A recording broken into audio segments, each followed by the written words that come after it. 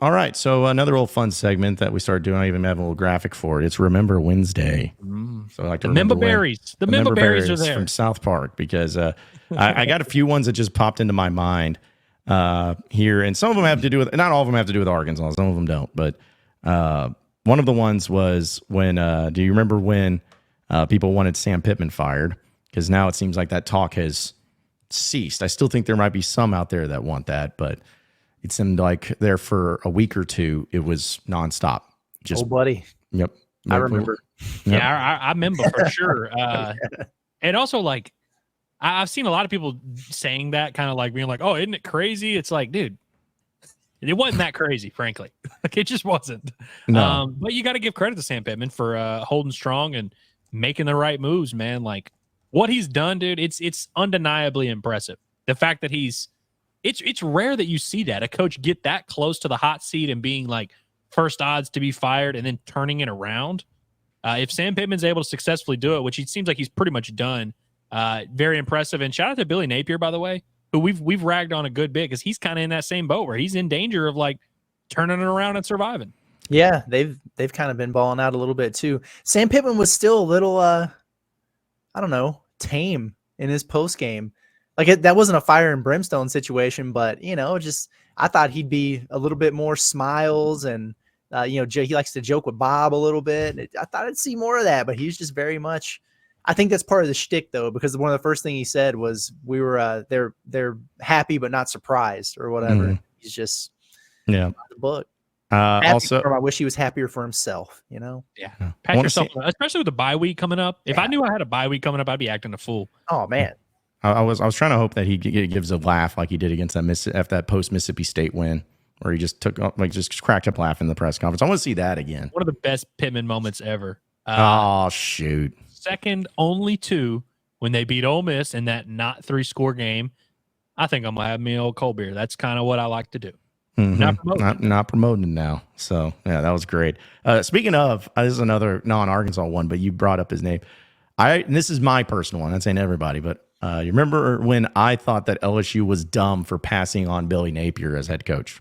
Because I was that person. I thought that I was like, man, because Billy Napier was at, I guess, Louisiana at the time. Wasn't called call them ULL. Do not call them Louisiana ever. Is it still it's still the Raging Cajuns though, right? They're the Raging Cajuns. Okay, cool. And their school website still says UL Lafayette. Don't let them lie to you and tell they tried. You Louisiana. They tried. It's kind of like saying UALR is Little Rock. It's like, no, you're UALR.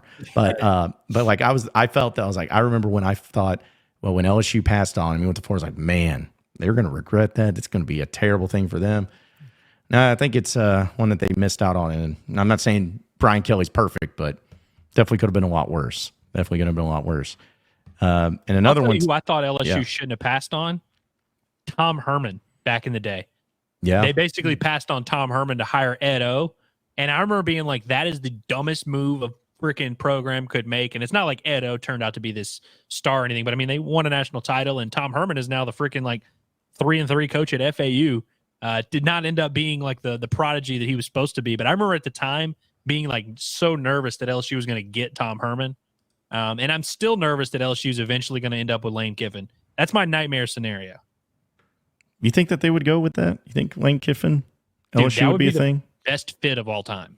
Lane, you want to talk about culture fits, and we always say Brian Kelly's not a culture fit.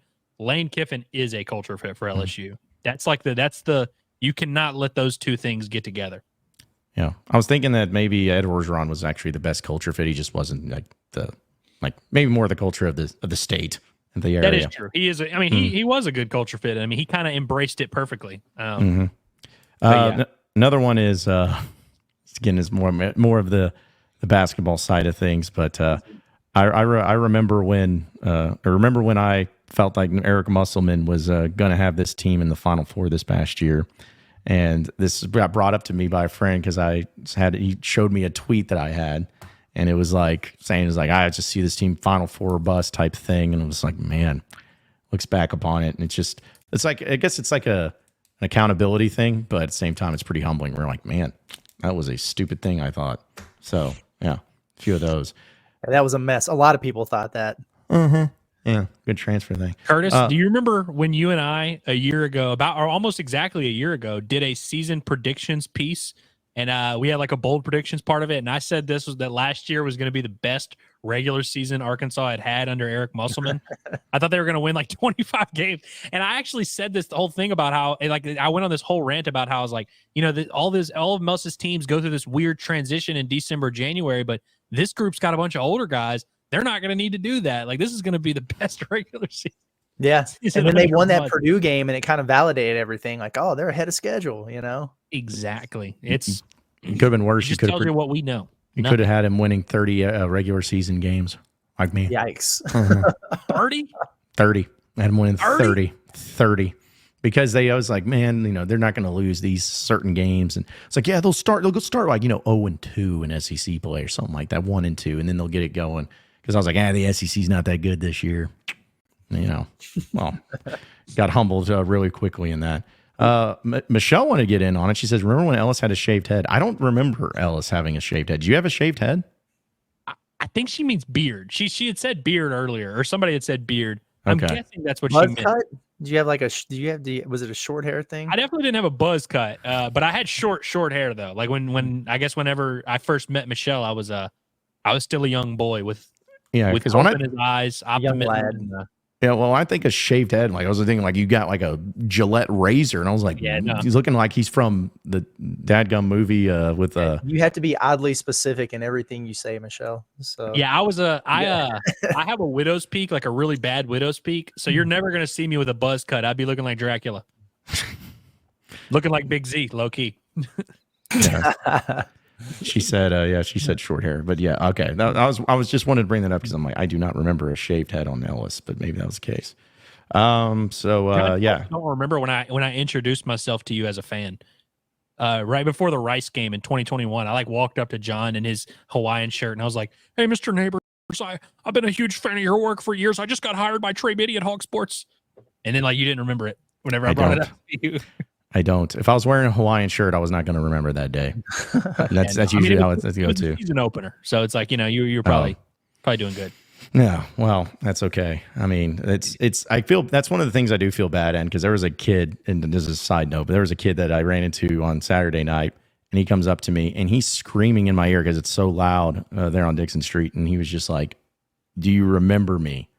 That's all he kept asking. "Do you remember me?" I was like, "I don't." He's like, "You do not remember my name?" I'm like, "Man, I don't." And he goes, "You kidding me? You don't remember my name?" I'm like, "I don't remember you if you just want to tell me who you are." And he was like so pissed. He was drunk, but he was like so pissed off that I couldn't remember. I'm like, "Dude, I can't remember my own dog's name sometimes. Like you gotta give me some credit here." So I like this. Some people are getting in there. You remember when John Fanta had his preseason pick of the win the Natty? Yep. Do you remember that? That old takes exposed.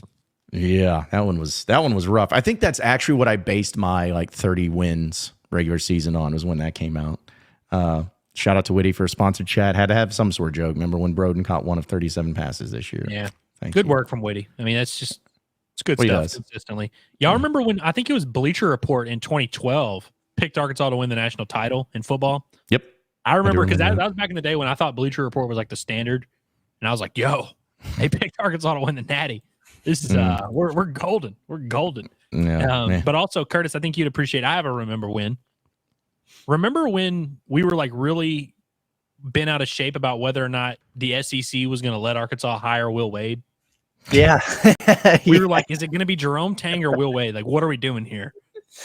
Yeah, man. That was a rough 36 hours. I absolutely remember that. And we were still having those discussions actively as Cal was being announced. Like we were in the middle of that because it was crazy, man. People forget the struggle that was that coaching surge until it turns out it was just brilliant all along. That was nuts, dude. You know what I mean? And again, it just adds to the roller coaster 2024 my gosh, man, that Hunter Yurachek has had. Because you want to talk about a public PR low? About 3 hours before the Cal thing happened, people hated Hunter Yurachek so much. Yeah. You remember when the day before Cal got announced as a hire that it got leaked that Darrell Walker and Chris Jans were both interviewing? That was the low point. That was the low point of 2024. That was just Bob doing his guy solid, though. That's different. I was like, Chris Jans ain't his guy. Yeah, no, Chris Jans ain't his guy, and I think that's where we were really we were trying to talk ourselves into just anything, man. It was a low. I was really scared during that time because I'm like, if Razorback fans know what happens if you lose a good coach and it's hard to get out of that like purgatory if you don't get it right. Like you're going to go, Nolan Richardson leaves and then you were just sailing along for over a decade. It was a tough thing that anyone had to put up with. But yeah, glad that's not the case. Let's see. I think we have a caller. I'm going to wait for him to screen himself so I can know who it is. But there's also this question, I guess, when y'all start. It says, honest opinion from y'all, if Arkansas was undefeated, would they be top 10 right now? Knowing that the Hogs doesn't get respect nationally, only lost 2 by 2 scores combined and not in the top 25. Yes, they would be in the top 10. It would definitely be. I get the idea that like people think that like the national folks have it out for Arkansas. I know it's easy to be like, I know they lost those 2 games, but losing those 2 games matter a lot. Like I think losing to Oklahoma State, who's clearly not good, is a big reason why they're not ranked right now. They would have been ranked in the after A&M winning the Oklahoma State game and just continue to climb. No, yeah, I mean, like that's what I was gonna say. Is like even if you just took away that game and they were 4-1 when they lost to Texas A&M, I think you're looking at like a top 15 to 20 Arkansas team for sure. And I did just pull up the rankings real quick.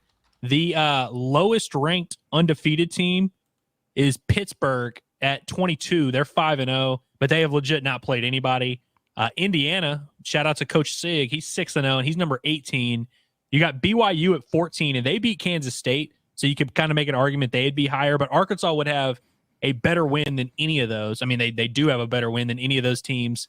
And just given who they've played, Arkansas would be 3-0 in SEC play with 2 very good wins. Like, I don't know how Arkansas would probably be in like number 6 or 7. Like they would be way up there. I don't think Arkansas being unranked right now is due to people not respecting them. It's more just you lost to a really bad team. Yeah. No doubt about it. Which is hard to overlook. Kingsley, to answer your question about Arkansas having good post-up guards with passing ability, watch Nelly Davis FAU highlights, and then keep an eye on DJ Wagner for that too. Yeah, you thought Jalen Tate posting up smaller guards was fun. Nelly's got the bag. Yeah, it's gonna be a fun